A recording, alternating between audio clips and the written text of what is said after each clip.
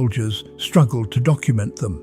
The trial records would later reveal that over a span of nearly 8 years, dozens of children had vanished into those fortress chambers, never to emerge alive. What transforms a celebrated war hero into a methodical killer remains one of history's darkest questions. The same hands that once wielded a sword for France alongside the Maid of Orléans had orchestrated acts that the presiding bishop called more cruel than any Saracen or barbarian. As the prosecution presented their evidence, castle servants testified to scenes they had witnessed, describing systematic brutality conducted with the precision of a military campaign. The court chronicler Jean Chartier would write that the testimonies caused such horror among those present that many could not bear to remain in the chamber. The rise of Gilles de Rais, nobleman turned war hero. Born in 1405 to one of Brittany's most powerful families, Gilles de Rais inherited vast estates before his 16th birthday. His grandfather, Jean de Craon, molded the young nobleman into a formidable military commander, teaching him the arts of war and statecraft. By his early 20s, Gilles commanded his own forces, demonstrating tactical skill that caught the attention of the French crown. His wealth was staggering. Contemporary records indicate he controlled over 15 major castles and fortresses across Brittany and Anjou, along with lands that generated enormous annual revenues. In 1427, Gilles de Rais entered the service of the Dauphin Charles, the uncrowned king struggling to reclaim France from English occupation. When a peasant girl named Jean arrived at Chinon claiming divine guidance, Gilles was among the commanders assigned to her army. He fought at her side during the relief of Orléans in May 1429, leading cavalry charges that broke the English siege. Witnesses described him as fearless in combat, his blue and gold banner visible at the front of every assault. The coronation of Charles VII at Reims Cathedral in July 1429 marked the pinnacle of Gilles' military glory. The king elevated him to Marshal of France, one of the highest military honors in the realm. He was 24 years old, wealthy beyond measure, and celebrated as a hero throughout the kingdom. When Joan of Arc was captured by Burgundian forces in 1430, Gilles withdrew from active campaigning. The chronicler Perceval de Cagny noted that after Joan's execution in Rouen, the Baron de Rais returned to his estates and was not seen again at court for many years. Tiffauges and Machecoul, castles converted into chambers of captivity. Gilles established his primary residences at 2 fortresses in the Loire region. Tiffauges Castle, perched on a rocky outcrop overlooking the Sèvres-Nantes River, was a formidable structure with walls nearly 3 meters thick. The castle featured multiple towers connected by narrow corridors and a complex of underground chambers originally built for storage and defense.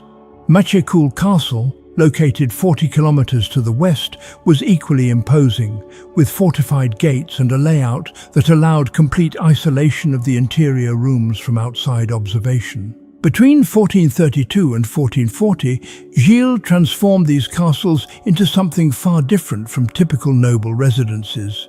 He dismissed most of his hereditary household staff, replacing them with hand-picked servants bound to him by wages rather than feudal obligation.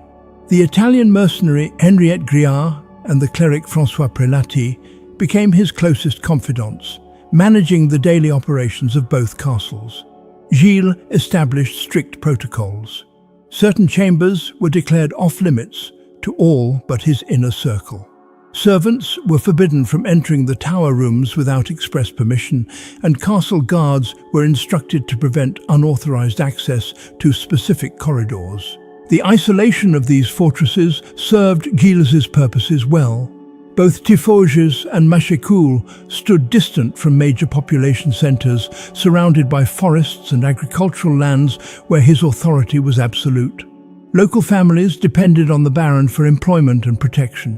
When children began disappearing from nearby villages, parents hesitated to voice suspicions about their overlord. According to trial testimony, Gilles' servants would recruit victims, by offering employment as pages or servants in the castle, promising families that their children would receive education and advancement in the baron's household. Witnesses later described a systematic process of procurement. Gilles' agents, particularly a woman named La Meffray, known in local villages as a procurer of household staff, would approach impoverished families with offers of positions for young boys. Parents were told their children would learn courtly manners and perhaps secure future positions in noble households. The children would be escorted to either Tiffauges or Machecoul, ushered through the main gates in daylight, and then led to the restricted tower chambers where Gilles waited. Once inside those rooms, they would never leave the castle alive. Torture methods inside the castle chambers of Gilles de Rais.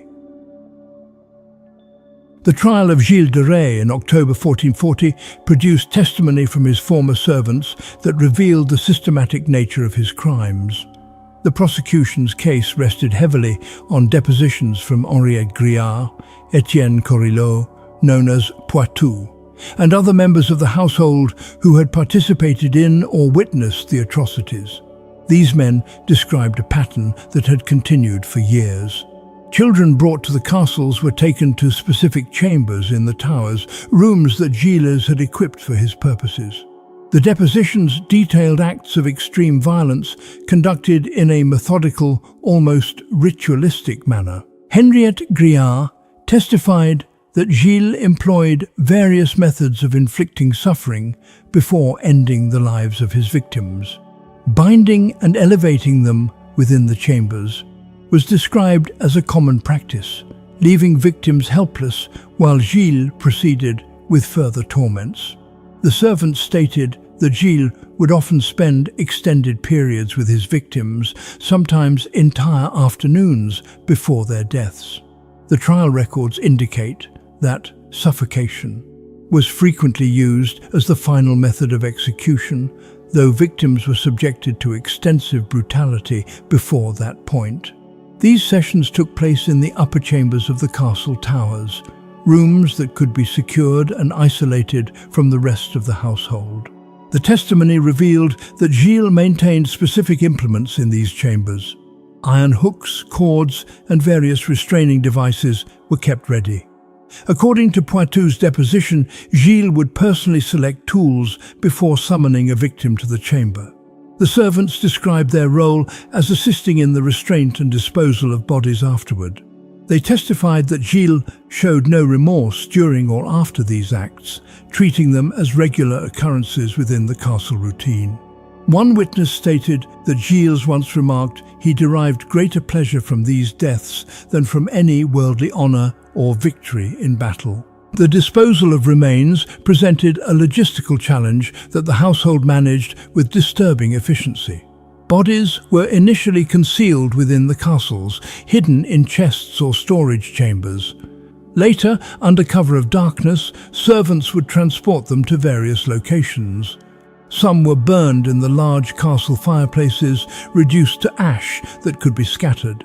Others were buried in unmarked locations throughout the castle grounds or in nearby fields under Gilles' control.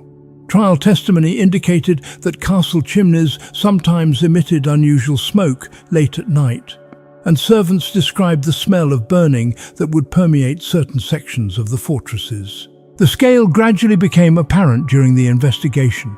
When authorities finally searched Tiffauges and Machecoul in September 1440, they discovered physical evidence that corroborated servant testimony. Bone fragments were found in ash pits near the great fireplaces. Stains that could not be fully scrubbed from stone floors told their own story. The examining magistrates documented locations where earth had been recently disturbed, suggesting burial sites throughout the castle grounds. Contemporary records suggest the victims numbered between 40 and 200 children, though the exact count remains uncertain. The trial focused on charges related to approximately 40 specific cases where witnesses could provide names, dates, and details of disappearances. Jean Chartier wrote that the number of innocents who perished in those chambers exceeds what any man could bear to chronicle. The systematic nature of the crimes, conducted over nearly a decade within the security of Gilles' own fortifications, suggested a mind that had transformed military discipline and organizational skill toward purposes of unfathomable cruelty. The fall and execution of Gilles de Rais at Nantes. Gilles' downfall began not with the child murders, but with a separate act of violence that gave authorities jurisdiction to investigate him. In May 1440, he seized a cleric named Jean Le Ferrand during a dispute over property rights, dragging him from a church in the town of Saint-Étienne-de-Mer-Morte. This violation of ecclesiastical sanctuary provided the Bishop of Nantes, Jean de Malestroit, with legal grounds to bring charges against the Baron. Once investigation began, rumors that had circulated for years about missing children suddenly found official ears willing to listen. The bishop appointed a commission to examine the allegations.